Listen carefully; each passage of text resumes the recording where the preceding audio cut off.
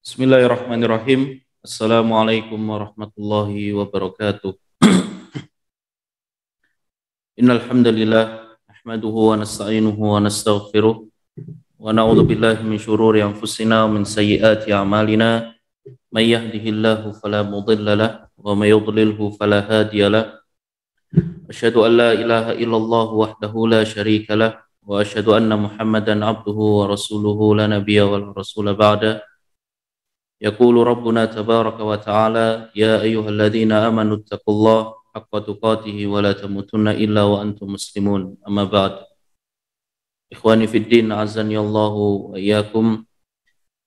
Tidak henti-hentinya kita bersyukur kepada Allah Subhanahu wa taala atas segala limpahan nikmat rahmatnya kepada kita semua, yang mana sampai pada hari ini kita diberikan begitu banyak sekali nikmat Allah Subhanahu wa taala. Tidak hanya nikmat berupa kesehatan, nikmat berupa rizki, yang mana Allah Subhanahu wa taala memberikan segala limpahan rizki kepada kita sehingga kita bisa menjalankan segala aktivitas, segala kebutuhan kita terpenuhi oleh Allah Subhanahu wa taala. Dan nikmat yang paling besar tentunya yang patut kita syukuri, bahkan perlu kita syukuri setiap hari, yaitu nikmat hidayah dari Allah Subhanahu wa taala. Sehingga kita sampai pada detik ini masih berada dalam naungan hidayah Allah Subhanahu wa taala, berada dalam hidayah Islam, berada dalam hidayah iman, dan berada di dalam hidayah sunnah. Dan di antara bentuk hidayah Allah Subhanahu wa taala kepada kita, yaitu tatkala Allah Subhanahu wa taala memudahkan bagi kita untuk bisa melaksanakan ibadah, bisa menjalankan perintah-perintah Allah Subhanahu wa taala dan menjauhi larangan-larangannya, bisa menjalankan ibadah-ibadah yang mana ibadah tersebut bernilai pahala sehingga nanti bisa menjadi bekal bagi kita di akhirat kelak. Termasuk hidayah yang besar dari Allah Subhanahu wa taala kepada kita, yaitu tatkala Allah Subhanahu wa taala memberikan kita kesempatan untuk bisa beramal di suatu kesempatan atau di suatu tempat yang mana tempat itu bernilai berkah dan bernilai pahala yang sangat melimpah. Kita ambil contoh misalnya sekarang kan musim haji ya. Apabila orang ia berangkat untuk naik haji atau ia akan berangkat umroh, ketika ia sampai di Madinah atau ketika sampai di Mekkah, kita akan dapati bahwasanya ia sangat bersyukur kepada Allah Subhanahu wa taala karena Allah Subhanahu wa taala memberikan ia nikmat untuk bisa sampai ke tanah suci, ke kota suci, untuk bisa beribadah di kota Nabi Muhammad SAW, yang mana nikmat ini tidak diberikan ke banyak orang-orang yang lain, ya, sehingga ia sangat bersyukur kepada Allah Subhanahu wa taala, ya, bisa beribadah kepada Allah. Satu salat diganjar 100.000 kali lipat di Masjidil Haram, satu salat diganjar 1.000 kali lipat di Masjid Nabawi, ya, ibadah-ibadah di tempat yang mulia.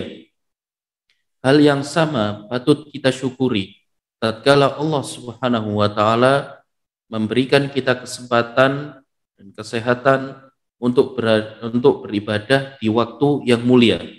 Jadi di sana tidak hanya kita syukuri ketika Anda berada di tempat yang mulia, tapi syukuri juga ketika Anda bisa berada di waktu yang mulia. Di antaranya adalah 10 hari Dzul Hijjah yang sekarang kita lalui, yang sekarang sedang kita lakukan ibadah di hari yang mulia ini. Karena 10 hari Dzul Hijjah banyak sekali keutamaan-keutamaan yang disebutkan oleh Allah dan Rasulnya. Di antaranya adalah hari ini adalah hari di mana Allah Subhanahu wa taala sangat mencintai amal ibadah, sehingga patut kita maksimalkan sebaik-baik mungkin. Patut kita maksimalkan ibadah kita di hari yang mulia ini, tidak boleh kita sia-siakan.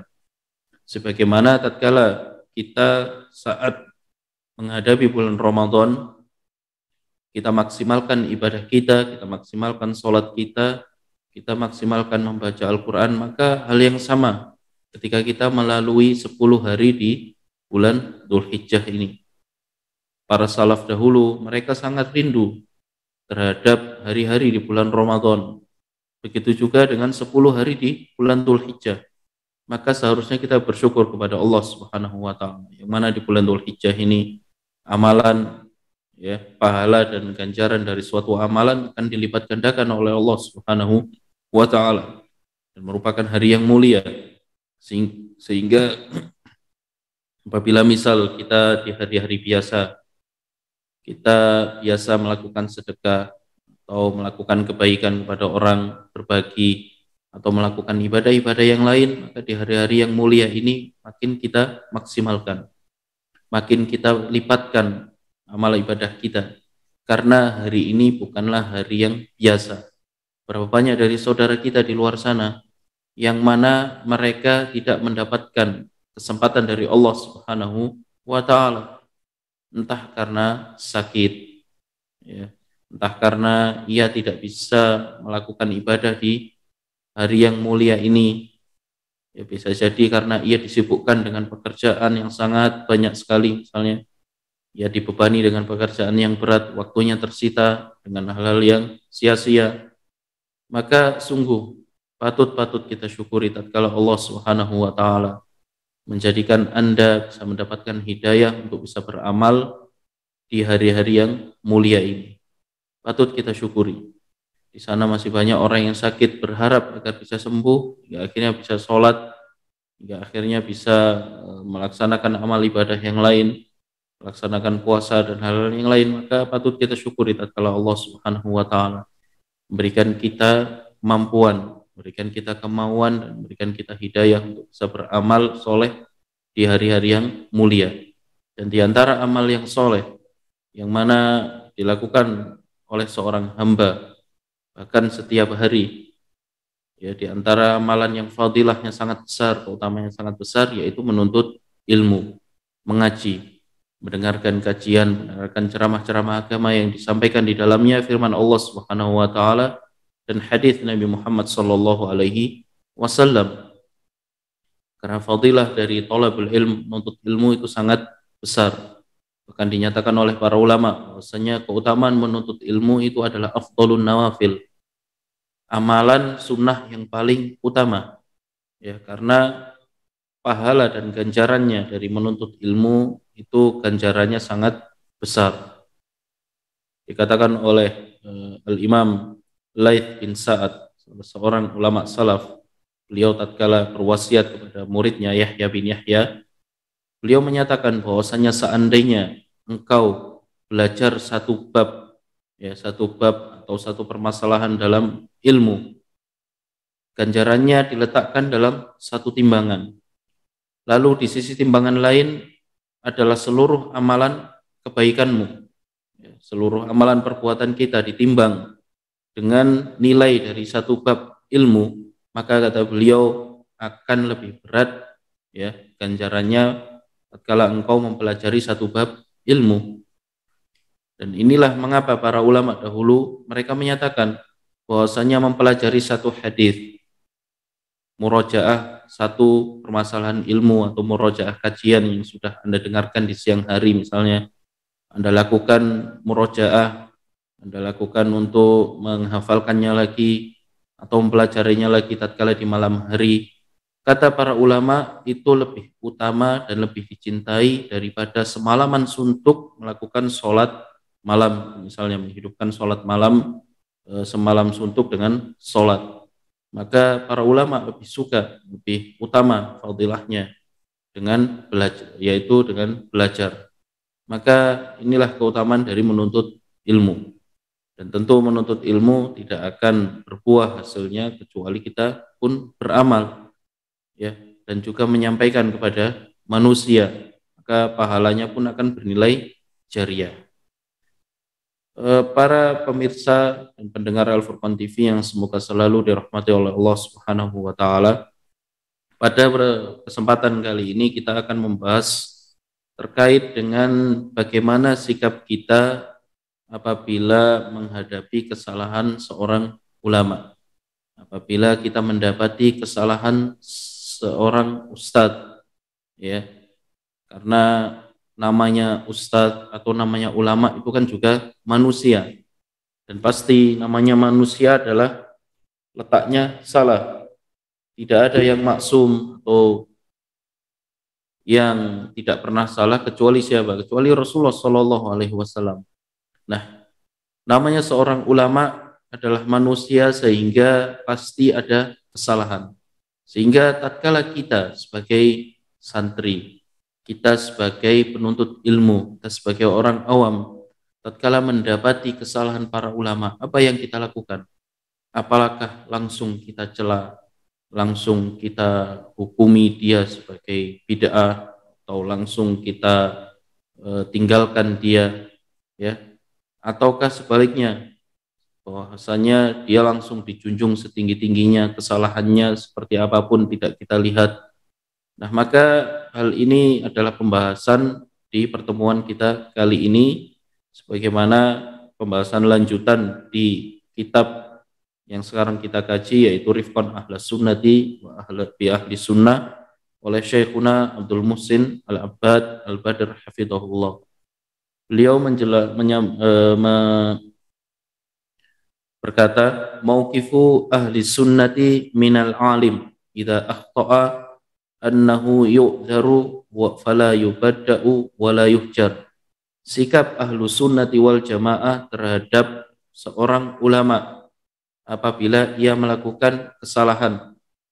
Dan kesalahan ini kita lihat kesalahan dari segi agama, misalnya kesalahan dalam akidah atau kesalahan dalam suatu pokok cabang, ya, suatu cabang agama.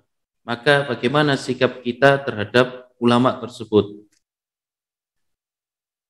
Saya bacakan langsung terjemahannya. Sepeninggal dari Rasulullah Shallallahu Alaihi Wasallam tidak ada seorang pun yang maksum, itu terbebas dari kesalahan. Demikian pula seorang alim manapun, dia tidak akan lepas dari kesalahan. Seseorang yang jatuh dalam kesalahan, janganlah kesalahan itu dimanfaatkan untuk mendiskreditkan orang tersebut. Jadi untuk malah digunakan untuk mencela orang tersebut, karena setiap dari kita pasti melakukan kesalahan, termasuk juga diantaranya adalah para ustadz dan para ulama. Dan tidak boleh kesalahan itu dijadikan sebagai sarana untuk menguliti kejelekannya yang lain dan melakukan tahdzir terhadapnya. Seharusnya kesalahan yang sedikit itu dimaafkan mengingat banyaknya kebaikan dan kebenaran yang dia miliki. Jikalah ada ulama yang telah meninggal dunia, ternyata ada pendapatnya yang salah, maka kita tetap dapat mengambil manfaat dari ilmunya, tetapi jangan mengikuti pendapatnya yang salah, dan tetap mendoakannya serta mengharap kepada Allah Subhanahu wa taala agar mencurahkan rahmat kepadanya. Adapun bila orang yang pendapatnya salah itu masih hidup, apakah dia seorang ulama atau sekedar penuntut ilmu, maka kita ingatkan kesalahannya secara lembut dengan harapan dia bisa mengetahui kesalahannya sehingga dia kembali kepada kebenaran. Sehingga apa yang diwasiatkan oleh Syekhuna Syekh Abdul Muhsin Al-Abbad hafizahullah, bahwasanya tatkala kita mendapati kesalahan dari seorang alim, kesalahan dari seorang ustadz, ia berpendapat yang mana pendapatnya mungkin menyelisihi, ya, menurut kita lihat bahwasanya pendapatnya tersebut tidak sesuai dengan Al-Quran dan As-Sunnah, tidak sesuai dengan keyakinan atau tidak sesuai dengan pendapatnya Ahlus Sunnati wal Jamaah. Maka apabila kita lihat bahwasanya sang alim tersebut atau sang ustadz tersebut, ia secara usulnya atau secara manhajnya adalah manhaj Ahlus Sunnati wal Jamaah, ya, misalnya sang ustadz tersebut biasanya selalu mengagungkan Al-Quran dan As-Sunnah, berdalil menggunakan Al-Quran dan As-Sunnah, tidak menggunakan akal, tidak menggunakan mimpi sebagaimana yang dilakukan oleh ahlu bidah, ya. Ia apabila berhadapan dengan hadis-hadis mana di sana adalah hadis ahad, misalnya seluruh hadis diterima oleh dia, maka dalam suatu permasalahan ternyata dia salah, ya tidak sesuai pendapatnya dengan pendapat ahlu sunnati wal jamaah, maka kata beliau di sini ia tidak langsung divonis bid'ah atau tidak langsung dicela atau tidak langsung ditahdzir, akan tetapi kita tetap mendoakannya dan tidak mengikuti kesalahannya, ya. Dan apabila Anda membuka lembaran-lembaran riwayat para ulama-ulama terdahulu ya, maka akan Anda dapatkan banyak sekali sang alim, akan Anda dapatkan banyak sekali para ulama terdahulu, mereka banyak yang melakukan kesalahan atau jatuh ke dalam kesalahan, ya. Baik itu permasalahan bersifat masalah akidah atau permasalahan dari segi ibadah atau pendapat-pendapat yang lain yang mana pendapat mereka menyelisihi ahlu sunnati wal jamaah. Di sini beliau lalu melanjutkan dan memberikan contoh beberapa ulama yang mana kita kenal ulama ini adalah ulama Islam, ulama kibar, ya, ulama umat Islam. Akan tetapi mereka jatuh ke dalam suatu permasalahan akidah, yang mana permasalahan ini tentu menyelisih akidah ahlu sunnati wal jamaah. Di antaranya adalah disebutkan oleh beliau, di sini beliau menyebutkan di antaranya adalah Al-Baihaqi, lalu Imam An-Nawawi dan Ibnu Hajar Al-Asqalani. Ketiga ulama tersebut adalah tiga ulama besar dari umat Islam. Al-Imam An-Nawawi kita semua kenal, bahwasanya beliau memiliki karya-karya yang sangat besar dalam Islam yang bahkan dikaji oleh para ustadz kita, oleh para ulama kita. Ya, kita tahu kitab-kitab beliau diantaranya adalah kitab apa? Kitab Arba'in Nawawiyah. Beliau juga memiliki kitab Riyadhus Shalihin. Ya, beliau juga memiliki kitab Majmu' Syarah Muhadzab dan banyak-banyak kitab lain yang mana kita semua sepakat bahwasanya beliau adalah salah satu ulama Islam yang memiliki andil sangat besar dalam Islam. Akan tetapi apabila kita baca beberapa karya beliau, di sana ada beberapa kesalahan yang menurut kita ya tidak sesuai dengan akidah ahlu sunnati wal jamaah. Seperti apa? Seperti takwil beberapa sifat. Hal yang sama terjadi juga mungkin kita dapatkan di Al-Imam Ibnu Hajar Al-Asqalani, yang mana beliau adalah pengarang dan yang menulis kitab Fathul Bari, syarah dari Sahihul Bukhari. Nah, apabila kita lihat di beberapa ya, bab yang ada di Fathul Bari, kita akan dapatkan beberapa kesalahan dalam hal akidah. Di antaranya adalah apa? Takwil sifat. Hal yang sama dilakukan mungkin oleh Al-Baihaqi. Ya. Maka kita sebagai ahlu sunnati wal jamaah, tatkala menyikapi kesalahan-kesalahan yang kita dapatkan dari ulama kita, dari ustadz kita, atau dari ya ulama yang kita tahu, guru kita misalnya, yang mana kita tahu mereka ini usulnya atau secara asal mereka adalah ahlu sunnati wal jamaah, maka kita tidak langsung membid'ahkan mereka. Ya, kita tidak menghukumi Imam Nawawi sebagai ahlu bidah, kita tidak menghukumi Ibnu Hajar Al-Asqalani sebagai imamnya pelaku bid'ah, tidak demikian. Akan tetapi kita menganggap bahwasanya apa yang dilakukan oleh Ibnu Hajar Al-Asqalani dan Al-Imam Nawawi tidak sesuai dengan akidah ahlu sunnati wal jamaah, tapi tidak kita ikuti. Oleh karena itu para ulama banyak sekali, meskipun ya para ulama ahlu sunnati wal jamaah, meskipun mereka mendapatkan bahwasanya Al-Imam Nawawi atau Ibnu Hajar Al-Asqalani atau Al-Baihaqi melakukan kesalahan dalam hal akidah menurut akidah ahlu sunnati wal jamaah dengan melakukan beberapa takwil atau tafwid dalam beberapa tempat, mereka tetap memujinya. Ya, kita bisa baca di sini, langsung saya lompati saja, di antaranya adalah ucapan Ibnu Katsir, Al-Imam Ibnu Katsir rahimahullah, bahwasanya beliau menyatakan dalam Al-Bidayah wa Nihayah, beliau berkata, kemudian beliau memfokuskan perhatian kepada tulis-menulis banyak karya tulis yang telah beliau buat. Karya-karya beliau yang ada sudah selesai dan utuh, namun ada pula yang belum rampung. Ya, jadi beliau menyebutkan karya-karya Al-Imam An-Nawawi dan memuji beliau. Sehingga para ulama yang mana kita lihat, ya, para imam ahli sunnati wal jamaah, tatkala melihat kesalahan-kesalahan yang ada di antara para ulama muslim kita, bukan berarti langsung disudutkan dan dibid'ahkan sebagaimana yang kita dapatkan di pemula-pemula atau orang yang baru awal-awal ngaji, asal mencela para ulama ahlus sunnati wal jamaah, para imam-imam. Beberapa dari mereka kita dapatkan, di antaranya mereka itu sampai, ya, orang-orang awam yang baru ngaji misalnya mengaku sebagai ahlus sunnati wal jamaah sampai mencela habis-habisan Imam Ibnu Hajar al-Asqalani, mencela habis-habisan Imam An-Nawawi, ya. Meskipun Imam An-Nawawi jatuh ke dalam kesalahan, tapi kita tidak ikuti kesalahan beliau. Imam Al-Baihaqi misalnya dalam Asma wa Sifat, beliau melakukan takwil ataupun tafwid, tidak kita ikuti kesalahan-kesalahan yang ada di antara para ulama tersebut. Sehingga kita sebagai penuntut ilmu, ini adalah adab di antara adab-adab seorang penuntut ilmu, ya, ketika menghadapi kesalahan guru kita atau kesalahan ustadz kita, kita tidak ikuti, ya. Kita tidak langsung mencela habis-habisan guru kita, ya. Kita tidak langsung mencela habis-habisan ustadz kita yang mungkin tidak sependapat dengan kita.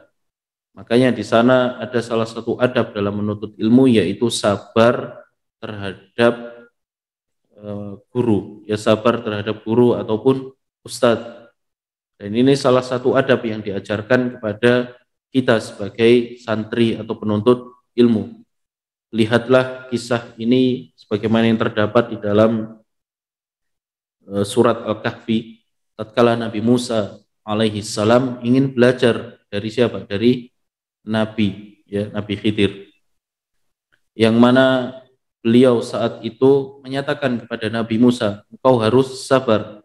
Akan tetapi karena Nabi Musa alaihi salam banyak bertanya dan belum mau bersabar, sehingga beliau hanya mendapatkan 3 ilmu, mendapatkan beberapa ilmu saja. Oleh karena itu dinyatakan oleh para ulama, seandainya beliau mau sabar lebih lama, insya Allah dapat ilmu yang lebih banyak lagi.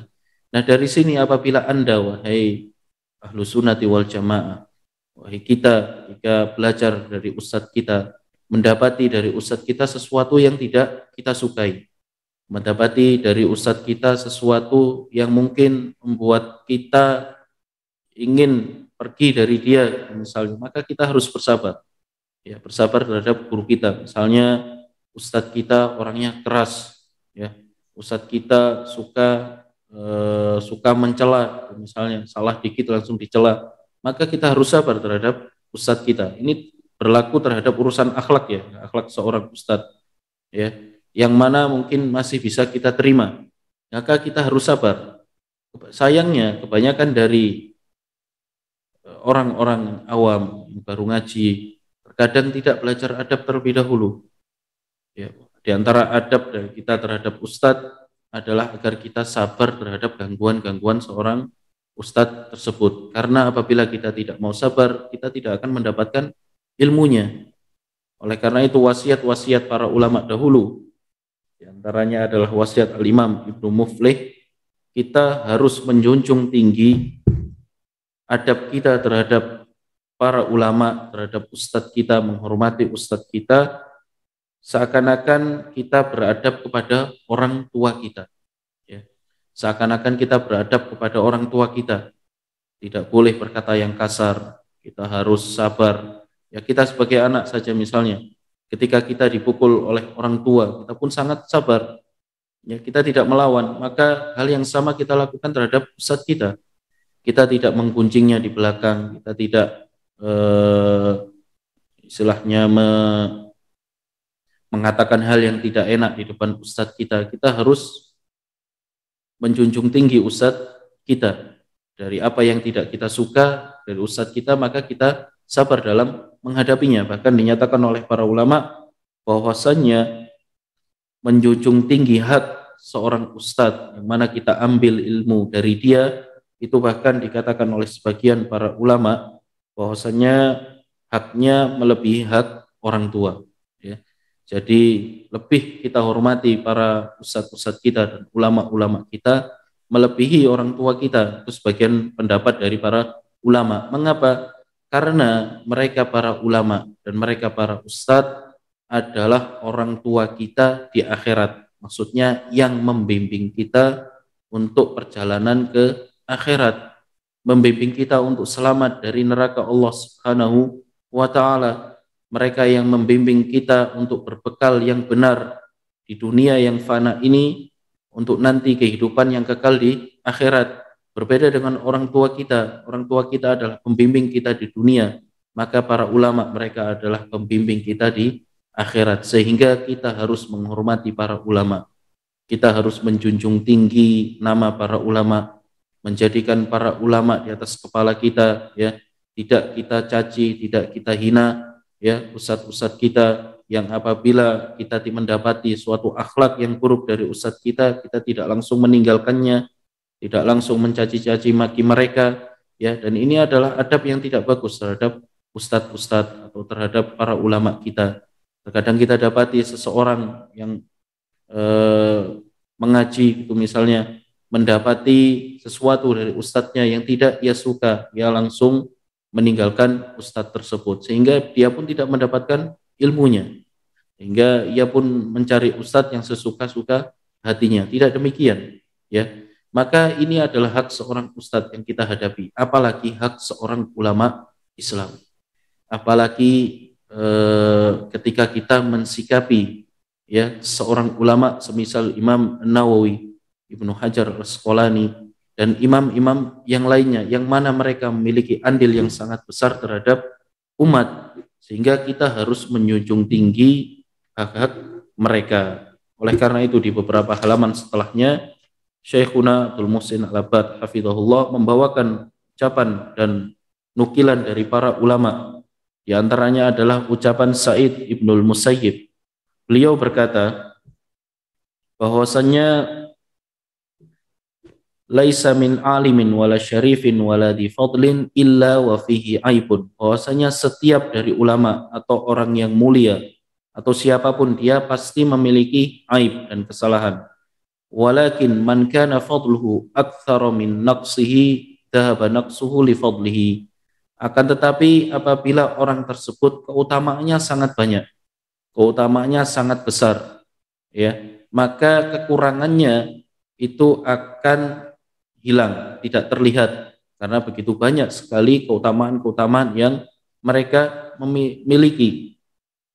Wa qala ghairuhu la yaslamul alimu minal khoto'i faman akhta'a qalilan wa asaba katsiran fahuwa alimun.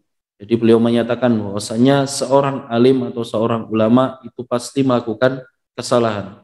Maka apabila kita mendapati bahwasanya seorang ulama ia adalah salahnya sedikit dan kebenarannya sangat banyak atau kebaikannya sangat banyak, maka dialah yang disebut sebagai ulama. Sebaliknya, waman asaba qalilan wa akhta'a katsiran fahuwa jahil. Sebaliknya, apabila ia kebenarannya atau kebaikannya sangat dikit tapi banyak salahnya, maka ini yang disebut sebagai jahil.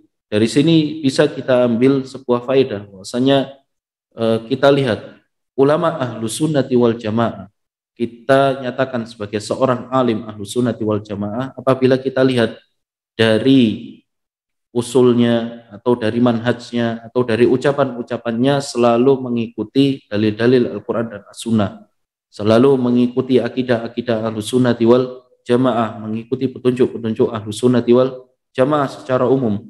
Akan tetapi ia jatuh dalam suatu kesalahan, maka ini tidak keluar, ya, tidak keluar dari lingkup ahlu sunnati wal jamaah. Sebaliknya, apabila ia secara usul atau secara manhajnya ia adalah pengikut ahli bidah, ia banyak melakukan perbuatan bid'ah, Akan tetapi satu dua hal ia sesuai dengan ahlu sunnati wal jamaah. Kan berarti langsung kita sebut bahwasanya dia adalah ahlu sunnati wal jamaah. Maka di sini ada manhaj yang kita ikuti ya. Tatkala kita menghadapi kesalahan suatu ulama. Apabila seorang ulama tersebut secara usulnya, secara sikapnya terhadap ahlu sunnati wal jamaah adalah pengikut para salaf, pengikut ahlu sunnati wal jamaah, maka kita sebut dia sebagai ahlu sunnati wal jamaah dan tidak keluar hanya karena satu atau dua kesalahan yang mungkin ia tidak sengaja atau karena tidak memahami dalilnya dengan benar. Thayyib. Selanjutnya dikatakan juga oleh Al-Imam Ahmad rahimahullah, lam ya'kuril jisra min Khurasan mithlu Ishaq, yakni Ibnu Rahawai. Tidak pernah ada orang yang menyeberang dari Khurasan semisal Ishaq bin Rahawai. Wa in kana yukhalifuna fi asya, meskipun Ishaq ini berbeda banyak sekali, berbeda pendapat dengan Imam Ahmad ya. Yang kita kenal Imam Ahmad adalah imam ahli sunnati wal jamaah. Fa innan nasa lam yazal yukhalifu ba'duhum ba'dha, karena para ulama atau manusia itu sudah biasa saling berselisih atau berbeda pendapat, sehingga jangan langsung dihukumi sebagai bid'ah apabila ia tidak sesuai dengan pendapat antum, apabila ia tidak sesuai dengan pendapat Ustadz antum. Yang sangat disayangkan sekali kita dapati di beberapa orang yang mana ia sangat menjunjung tinggi pendapatnya, sehingga ia tidak menghormati pendapat ulama yang lain. Ia tidak menghormati pendapat dari ustadz yang lain, yang mana pendapat itu mungkin dijunjung tinggi dengan dalil-dalil dari Al-Quran dan As-Sunnah. Maka para ulama sudah biasa mereka dahulu berselisih. Selama perselisihan para ulama ini tidak mengakibatkan perpecahan, maka perselisihan ini diantara para ulama adalah hal yang dimaklumi. Tayyib ikhwani fiddin azani Allah wa iyyakum. Ini adalah salah satu ya yang harus kita ambil pelajaran tatkala menghadapi kesalahan para ulama, yaitu jangan langsung dibid'ahkan, jangan langsung dihajar, jangan langsung dianggap bahwasanya ulama ini adalah sesat dan menyesatkan, tidak. Tapi kita mensikapi di mana tatkala menemukan kesalahan para ulama, kita sikapi dengan sikap yang sebenarnya sesuai dengan sikap ahlu sunnati wal jamaah. Katakan oleh Al-Imam Adz-Dzahabi rahimahullah, beliau menyatakan, walau anna kullama akhta'a imamun fi ijtihadihi fi ahadil masaili khata'an maghfuran lahu kumna alaihi wa badda'nahu wa hajarnahu lama salima ma'ana labnu Nasr wa labnu Manda. Ya, apabila setiap ada seorang imam atau seorang ulama yang mana ia melakukan kesalahan dalam suatu pendapatnya, ia melakukan suatu kesalahan yang mana kesalahan itu masih bisa dimaklumi, ya, langsung kita serang dia habis-habisan, langsung kita bid'ahkan dia, kita hukumi dia sebagai pelaku bid'ah, langsung kita hajar dia misalnya, ya, maka sampai kata beliau Ibnu Nasr dan Ibnu Mandah, yang mana mereka di antara ulama kibar Ahlus Sunnati wal Jamaah, itu pun tidak akan bisa selamat. Wala man huwa akbar minhuma, atau bahkan orang yang lebih alim atau lebih kibar dari mereka berdua. Wallahu huwa hadil khalqi ilal haq, Allah lah semata yang memberikan hidayah pada kebenaran. Wa huwa arhamur rahimin, dan Allah Subhanahu wa taala yang maha menyayangi, ya. Fa na'udzu billahi minal hawa wal fadhadah. Jadi kita menghindari dari sikap keras dan sikap yang mendahulukan hawa nafsu, sehingga tatkala kita menghadapi dari ulama kita atau dari ustadz kita melakukan suatu kesalahan, yang mana di sana adalah kesalahan yang tidak terlalu parah, tidak bukan kesalahan yang mana di sana adalah kesalahan dalam hal usul, maka kita harus menerima kesalahan tersebut tapi tidak diikuti, bukan berarti ustadz tersebut langsung dibid'ahkan. Kemudian beliau pun melanjutkan, Imam Adz-Dzahabi, wa nuhibbus sunnata wa ahlaha, kita mencintai sunnah dan para pengikutnya, wa nuhibbul alima ala ma fihi minal ittiba'i was sifatil hamidah, dan kita juga mengikuti para ulama yang mana mereka sebagai pengikut sunnah dan juga mereka memiliki sifat-sifat yang mulia. Wala nuhibbu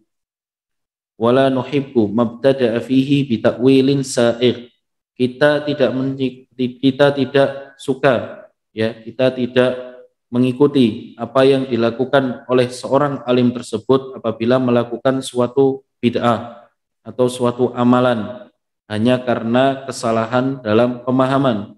Wa innamal ibrah bikathratil mahasin, akan tetapi yang kita jadikan patokan adalah dengan banyaknya kebaikan sang ulama atau sang alim tersebut. Sehingga di sini wahai para kaum muslimin, semoga dirahmati oleh Allah Subhanahu wa taala.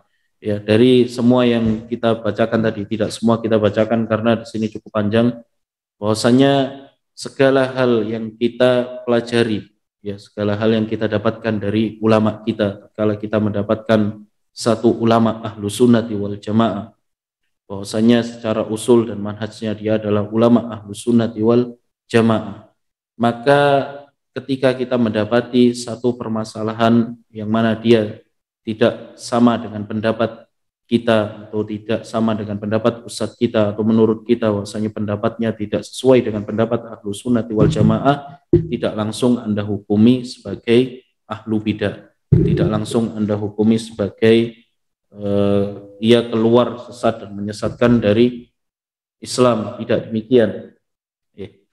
Ya, karena di antara para ulama zaman dahulu pun banyak yang melakukan kesalahan, akan tetapi mereka masih dijunjung tinggi oleh ulama-ulama ahlu sunnah yang lain, ya, oleh ulama ahlu sunnah yang lain.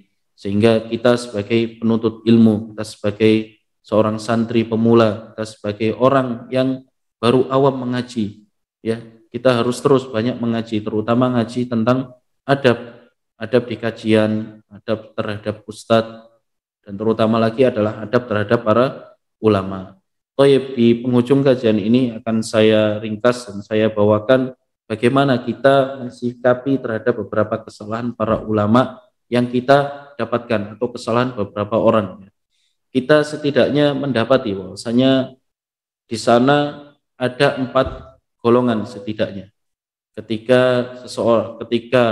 kita menghadapi seseorang yang melakukan kesalahan, ya, ketika kita mencikapi banyak sekali ulama-ulama atau orang di luar sana, ya, yang mana mereka berbeda-beda, ya, berbeda-beda dari segi golongan-golongannya dan kesalahan yang mereka lakukan. Sikap kita apabila menghadapi, yang pertama, ada seseorang kita tahu dia adalah seorang alim ahlu sunnati wal jamaah, baik dari segi manhaj dan akidahnya benar-benar mengikuti ahlu sunnati wal jamaah, maka dia adalah orang pengikut sunnah sejati. Sehingga di sini kita harus mencintai dia, kita harus menjunjung tinggi dia, ya.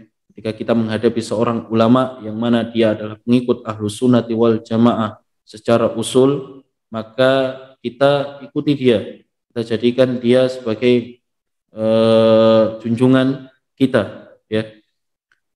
Lalu mungkin kita hadapi seorang ulama yang mana dia berusaha untuk mendekati kebenaran, tapi ia salah di satu titik. Mungkin ada kesalahan di satu titik atau satu hal, ya, yang tidak sesuai dengan pendapat kita atau pendapat ustadz kita, maka di sana kita tetap menjunjung tinggi dia dan menghormati dia, menghormati sang ustadz atau ulama tersebut tanpa membid'ahkan dan juga tanpa mencelanya habis-habisan, ya, bagaimana yang dilakukan oleh beberapa orang. Golongan ketiga yaitu orang yang tersesat. Apabila kita dapati ada seorang alim yang sangat tersesat, dan ini adalah ciri-ciri ahlu bidah, yang mana mereka di antara ciri-cirinya adalah menjauhi sunnah dan ahlu sunnati wal jamaah, Dari awal mereka usulnya adalah bukan usul ahlu sunnati wal jamaah, sehingga